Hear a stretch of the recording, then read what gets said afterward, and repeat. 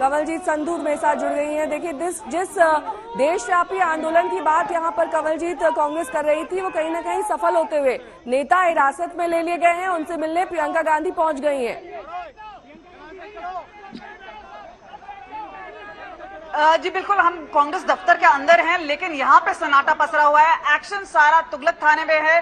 प्रियंका गांधी वहां पे पहुंच चुकी हैं और आला जितने नेता हैं वो भी वहीं पे हैं, चाहे वो हरीश रावत हो, दिग्विजय सिंह हो, दीपेंद्र हुड्डा हो, को भुनाने की पूरी कोशिश की जा रही है। और दोनों तरफ से, भाजपा की तरफ से भी और कांग्रेस की तरफ से भी, जिस तरह से उन्होंने पूरी तरह से इकट्ठा कर लिया है, एक जोश भरा आंदोलन बनाया है, चाहे उसे सत्यमेव जयते बोले या सत्याग्रह बोले, तो हर तरह से इन्होंने इसको पॉलिटिकल माइलेज में कन्वर्ट किया है। तो जब राहुल गांधी सुबह अपने घर से निकले, वहां से सीधे एआईसीसी आए और यहां से वो पूरे ईडी दफ्तर गए, तो जाहिर सी बात है कांग्रेस इसको इस्तेमाल करना चाहता है और उल्टा पलटवार कर रहा है भाजपा पे कि सवाल उठाने पे इस तरह से प्रताड़ित किया जा रहा है। मैं लौटूंगी आपके पास। तुगलक रोड थाने के अंदर की तस्वीर हम आपको दिखा देते हैं, जहां पर इस वक्त हरीश रावत के साथ प्रियंका गांधी वाड्रा मौजूद है।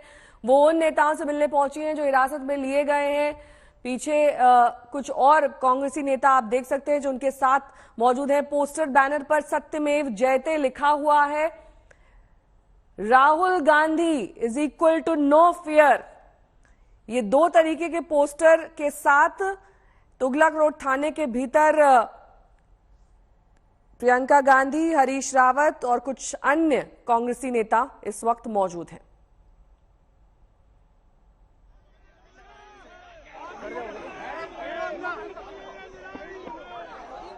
दो तस्वीरें प्रियंका गांधी के अंदर से आई हैं, स्टिल पिक्चर्स, जिसमें प्रियंका गांधी सफेद सलवार कमीज और पीले दुपट्टे में दिखाई दे रही हैं और साथ ही उनके हरीश रावत भी मौजूद हैं।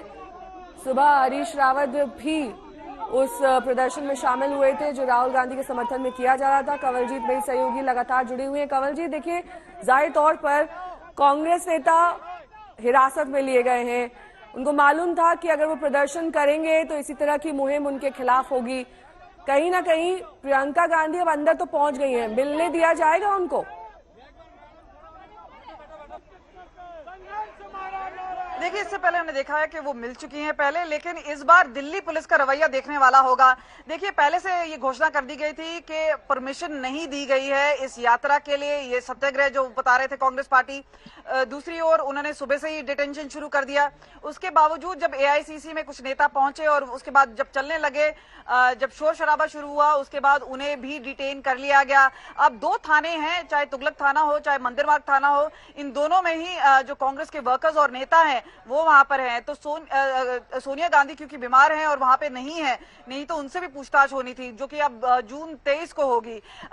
लेकिन उनके बिहाफ पर अगर हम बोले, प्रियंका गांधी पहुंची हैं और खुद वो जायजा ले रही हैं, बातचीत कर रही हैं, क्योंकि ऐसा बोला जा रहा है कि जोर जबरदस्ती की गई थी और उसके बाद कई नेता हैं उनको चोट पहुंची है, कई लोगों के कपड़े फटे हैं।